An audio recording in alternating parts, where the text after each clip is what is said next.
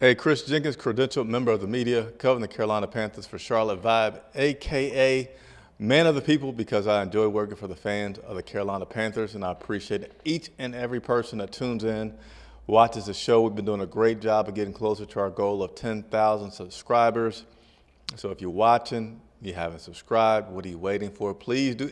Hey, if you're watching and haven't subscribed, leave me a comment. Why will you not subscribe? Because I want to make sure this is the best channel connecting fans with the Carolina Panthers, and like to make everyone feel like they have a friend in the media and me and my co-host Andre Cassidy. So we're going to go ahead and get into this day 14 recap of training camp. We'll still continue to go through some play-by-plays. Also, always reminding you all, these stats that I have, they're not like 100% official. I could have missed a play. I could have a play wrong. But I do my best to make sure that it's pretty accurate to give you all a chance to determine what you will from practice each and every single day. And also, if you haven't had a chance to check it out, there's a playlist specifically for my one-on-one interviews. Nobody's done more one-on-one interviews with Panther players than me that's on video. That doesn't work for the Panthers. So click on that playlist. Chandler Zavala, I promise you, is still coming. Hopefully, I'll be able to knock that one out tomorrow. Maybe getting it up on Thursday for you all to see. And hey, if you have any questions that you would like for me to ask Zavala, how about this? We're going to go ahead and make this really interactive. Go ahead and leave me a comment. Let me know what you would like for me to ask Mr. Zavala, and I will do so. Let me just make sure that everything's good with this broadcast so far.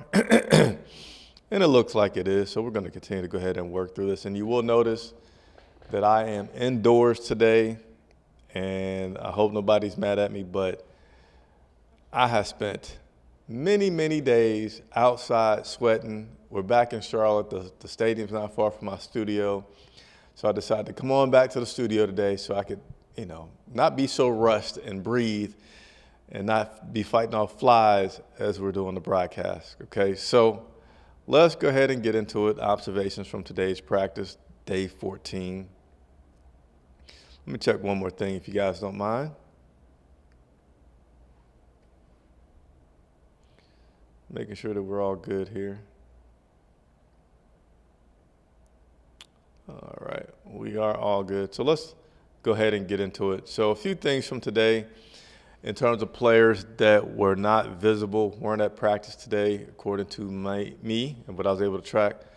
Terrace Marshall left practice yesterday on a cart.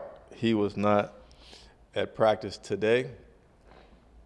Miles Sanders, the running back, he was not in practice today, as well as no Andy Dalton.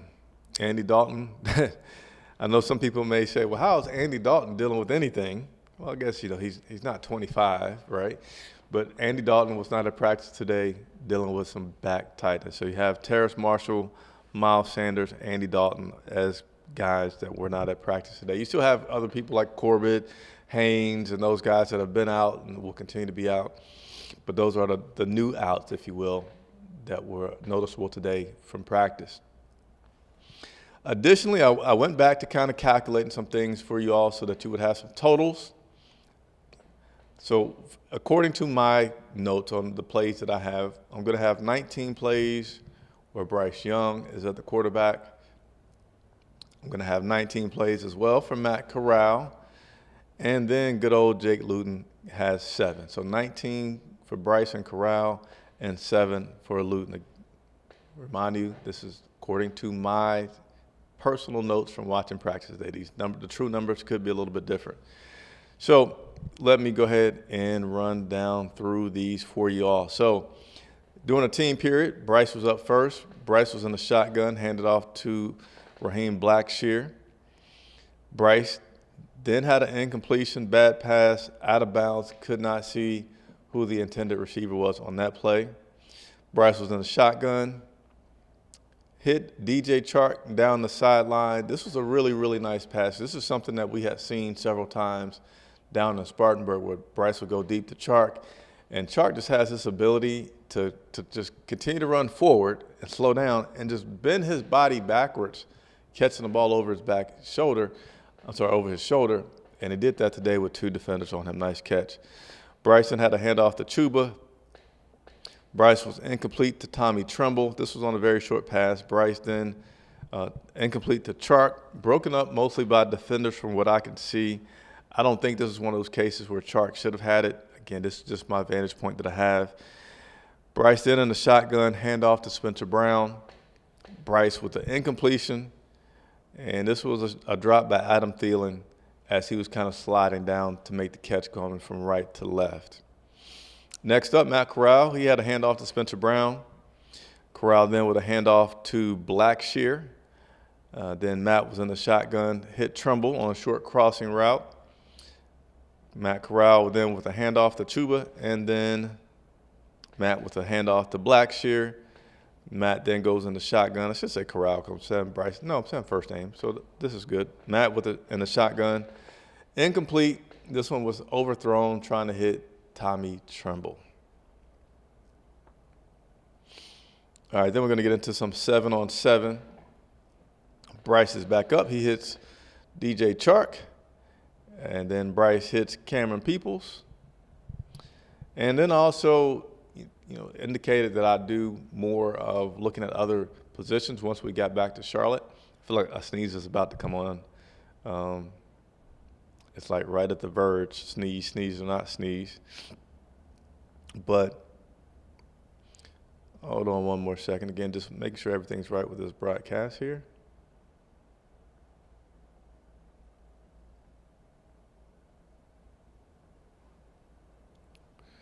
One more second, everybody.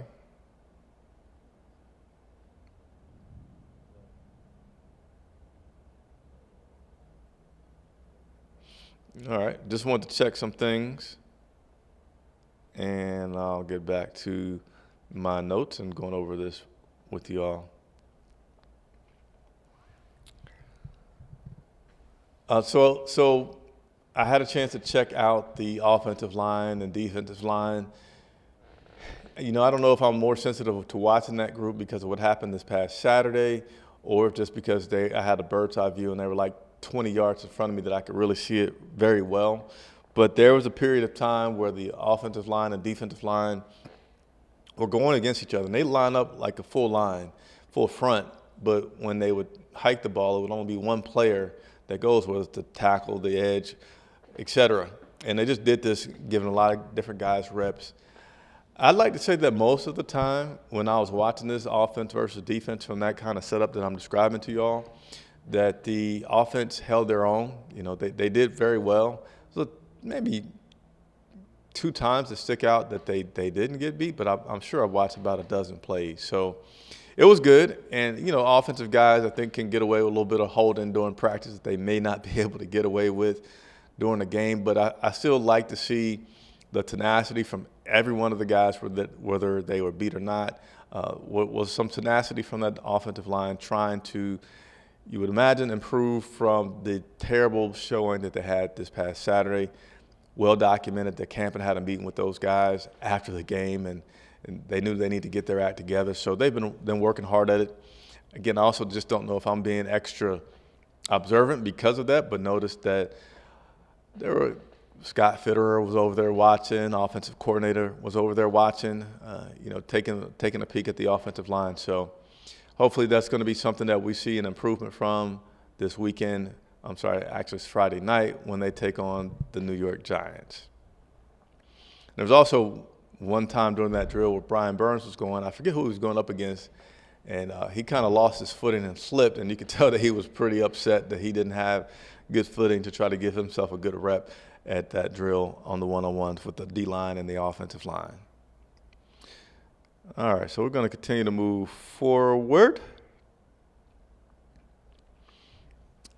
They are now back into team environments, 11 on 11. Bryce Young, play action incomplete.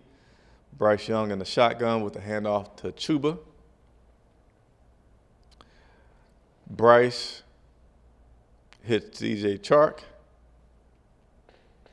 And then there were 2 plays that were really, really athletic on the defensive side today. Appreciate the likes. Please keep those likes coming.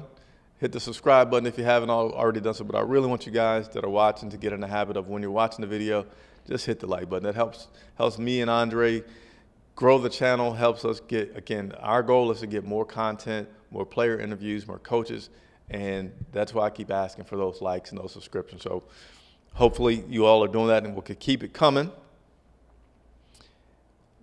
Just lost my spot. So yeah, there was a few good plays by the defense that really stood out. One, this was a play in which Bryce was throwing to his left near the sideline, and J.C. Horn got in front of the defender and looked like he just jumped off a trampoline. I mean, this guy just went sky high to get the interception. He was able to get his hands on it, wasn't able to bring it down, but it was a super athletic play by J.C. Horn. So that's great to see. I know there's a lot of hope if J.C. Horn and Dante Jackson are able to stay healthy, what these guys can do. And J.C. Horn definitely looked like a ball hawk on that play today. And then there's another play, which I'm going to come to, which by the defense. But let me continue to go in order. Corral with the handoff to Spencer Brown. Corral to Ian Thomas. Corral hits Spencer Brown, but there was a whistle blown due to the pressure, so that really would not have been a completion on that, but he did get it off. So it's kind of like almost simultaneous type of thing. There was a false start on the offense, and then Corral with the handoff to Cameron Peoples. And here's the play that I was talking about. This wasn't too far after the J.C. Horn incredible play. Excuse me. It was Corral. Huge jump by number 31, Razun Wright. I believe is how you say his name, but Mr. Wright just, I mean, this guy was, I guess he was going to come off the edge, maybe on some type of delayed blitz, but he came, and he was not close. He wasn't, 5 feet away. He was, I guess, at the line of scrimmage, but just still closer to the sideline, and not close, but just more wide than you traditionally see a batted ball at the line come from. But Wright came and charged in, jumped, and had a nice batted down ball of Matt Corral. So some good things by the defense today, showing some athleticism. Corral was in the shotgun to Sullivan, and this was broken up by Camus. All right, then Jake Luton comes in with a handoff, and then in a shotgun with a pass to Blackshear. And then Luton was incomplete to Giovanni Ritchie, who got his hands on it a little bit, kind of bobbled it, but couldn't quite bring it in. Luton then had a handoff to Cameron Peoples, and Luton then to Javon Wims. I have a note here to Deuce Staley. I can't wait to interview. Do you guys think I should interview Deuce Staley? Let me know in the comments. Leave a like, leave a yes, Deuce Staley. But Deuce Staley's been well documented as being a vocal guy on this team, and I saw him today in action, kind of mouthing off at the defense. It's pretty funny to see from a distance, and cool to see in person. Luton then had an incomplete pass, and then we then go into the red zone offense. With this red zone offense, Bryce dumps it off to Chuba. Bryce was then in the shotgun and stripped by Brian Burns. So Brian Burns came off the edge, then got in the inside, knocked the ball out of Bryce's hands. And, yeah, that was that play. Good play by Brian Burns.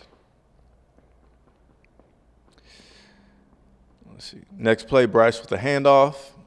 Then Bryce in the shotgun with the handoff again.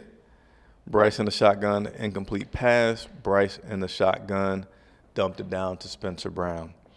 Corral then comes in to take his turn in the red zone offense. He had a handoff. Then went in the shotgun with another handoff. Then Corral in the shotgun, attempting to hit Laviska in the back of the end zone. A little too high. Laviska couldn't grab it.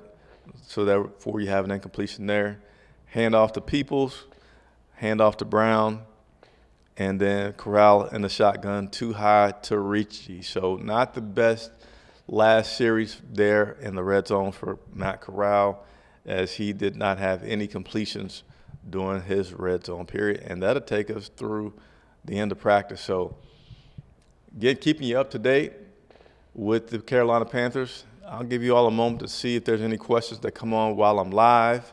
If not, then you can look for me to be again live tomorrow. Final day of practice will be tomorrow, as then they will have Thursday off as they travel up to New York, take on the Giants. Friday's game is at 7 o'clock Eastern time in New York. and I will be there to bring that to you live. All right, so I want to again thank everybody for watching. Appreciate all the support. Continue to subscribe. Continue to tell a friend. Continue to let me know what questions you have. I work for you all 100%, okay? Chris Jenkins for Charlotte Vibe.